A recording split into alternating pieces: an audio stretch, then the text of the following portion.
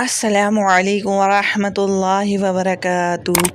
تو پیارے بہن بھائیوں، جیسا کہ آپ جانتے ہیں، حضرت شیخ عبد القادر جیلانی غوث العظم دستگیر، جو کہ ولیوں کے ولی بادشاہ مشہور ہیں، آپ رحمۃ اللہ علیہ کی دور طالب علمی کے زمانے میں ایک زبردست قحط پڑا۔ بغداد شریف میں اس وقت لوگ دانے دانے کو ترستے تھے اور درختوں کے پتوں اور دیگر پتوں سے اپنے پیٹ کی آگ بجھانے پر، بھوک مٹانے پر مجبور ہو گئے تھے۔ غوث العظم دستگیر کو پہلے بھی اناج کی طرف کوئی ایسی خاص رغبت نہ تھی۔ پریشانی کی بات یہ ہوئی کہ خود روح سبزیوں کا ملنا بھی بہت مشکل ہو گیا تھا، کیونکہ قحط زدہ لوگ سب کچھ کھا جاتے تھے۔ آپ رحمت اللہ علیہ ساگ بات کی تلاش میں دریا کنارے جاتے تو وہاں پر بھی بہت زیادہ رش پاتے۔ آپ رحمت اللہ علیہ واپس تشریف لے آتے اور آپ کو یہ بالکل ناپسند تھا کہ کھانے پینے کی چیز کی وجہ سے آپس میں چھینا جھپٹی ہو۔ کئی روز گزر گئے اور آپ کی بھوک کا عالم تھا۔ ایک دن بھوک سے نڈھال کسی چیز کی تلاش کر رہے تھے کہ وہاں ایک منڈی تھی جس کا نام تھا سوق الریحانین۔ آپ اس کی مسجد کے قریب پہنچے تو کمزوری انتہا کو پہنچ چکی تھی۔ آپ کے جسم میں شدت کمزوری کی وجہ سے ٹانگیں لڑکھڑا گئیں۔ آپ رحمت اللہ علیہ مسجد کے کنارے جا بیٹھے۔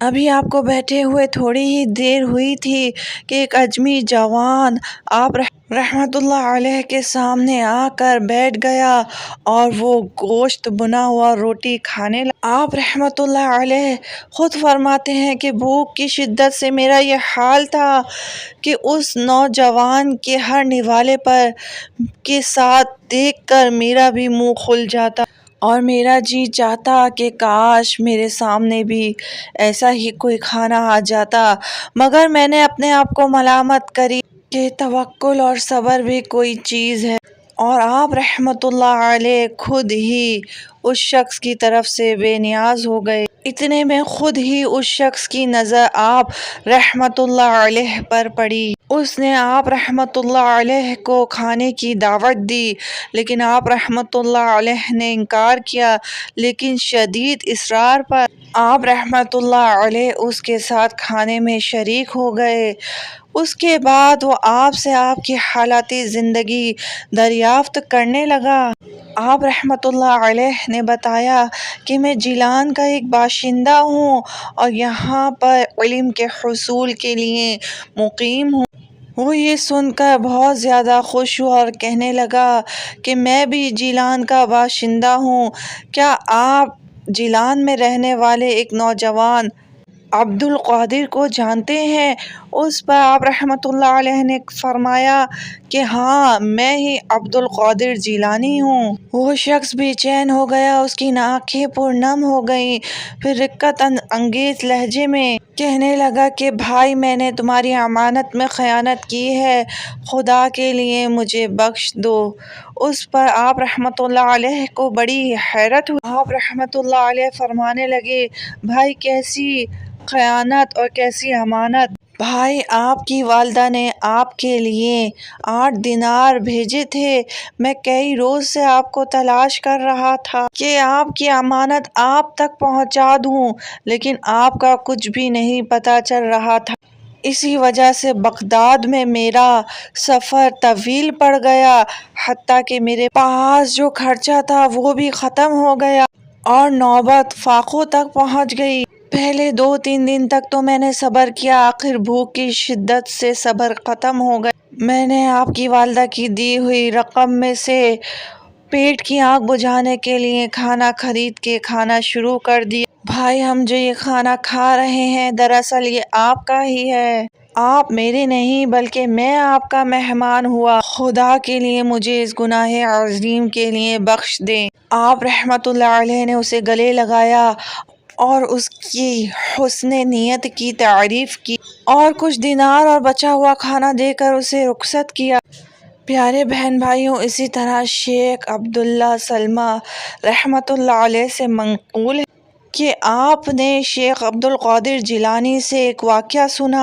آپ رحمۃ اللہ علیہ فرماتے ہیں کہ زمانہ طالب علمی میں کئی دن تک مجھے کھانے کے لیے کچھ میسر نہ آیا۔ اسی حالت میں ایک محلہ قادیہ شرقیہ سے گزر رہا تھا کہ ایک شخص نے ایک طے کیا ہوا کاغذ میرے ہاتھ میں لا کر دیا اور کہا، یہ کاغذ لے کے نان والے کی دکان پر جاؤ۔ میں نے وہ کاغذ لے جا کر نان والے کے آگے رکھ دیا۔ اس نے مجھے روٹی اور حلوہ دے دیا۔ میں حلوہ اور روٹی لے کر مسجد میں گیا جہاں میں اپنے اسباق کی دہرائی تنہائی میں کیا کرتا تھا۔ ابھی اسی سوچ میں تھا یہ حلوہ اور روٹی کھاؤں یا نہیں، تو نگاہ کاغذ پر پڑی جو دیوار کے ساتھ سائے میں پڑا ہوا تھا۔ میں نے اسے اٹھا کے پڑھا تو اس پہ یہ عبارت لکھی ہوئی تھی، اللہ تعالیٰ نے سابقہ کتاب میں فرمایا ہے کہ اللہ تبارک و تعالیٰ کے شیروں کو لذتوں سے کوئی سروکار نہیں ہوتا، خواہشات اور لذات تو کمزوروں اور ضعیفوں کے لیے ہیں تاکہ وہ ان کے ذریعے عبادت الہی پر قادر ہوں۔ آپ رحمۃ اللہ علیہ فرماتے ہیں، پڑھ کر میرے جسم پر کپ کپی طاری ہو گئی، روٹی اور حلوہ کھانے کا خیال دماغ سے ترک کیا اور 2 رکعت نفل پڑھ کر وہاں سے چلا آیا۔ پیارے بہن بھائیوں، بغداد کے کچھ طلباء کا دستور تھا کہ فصل کٹنے کے بعد یہ اپنے گاؤں میں چلے جائیں، وہاں سے اناج مانگ کر لاتے۔ اس زمانے میں لوگ طلباء کو عزت کی نگاہ سے دیکھتے تھے تو صاحب استطاعت لوگ کچھ غلہ ان طلباء کو دیتے تھے۔ ایک دن ان طالب علموں نے سیدنا غوث الاعظم دستگیر کو اپنے ساتھ چلنے کے لیے کہا۔ آپ رحمۃ اللہ علیہ ان کے اصرار پر انکار نہ کر سکے اور ان کے ساتھ یعقوبہ جا پہنچے۔ اس گاؤں میں ایک مرد صالح رہتے تھے، ان کا نام شریف یعقوبی تھا۔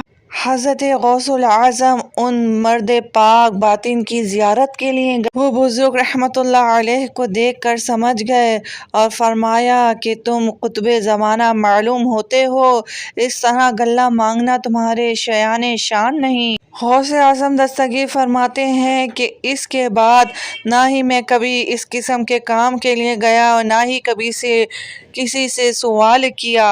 اسی طرح آپ رحمۃ اللہ علیہ بیابان میں بیٹھے سبق یاد کر رہے تھے، غیب سے آواز آئی، اے عبد القادر، تجھے کئی دن سے فاقہ ہے اور حصول تعلیم میں دقت ہو رہی ہے، جا سنت انبیاء پر عمل کر اور کسی سے قرض لے لے۔ اس پر آپ رحمۃ اللہ علیہ نے فرمایا، میں ایک نادار شخص ہوں، قرض لے کے کیسے ادا کروں گا؟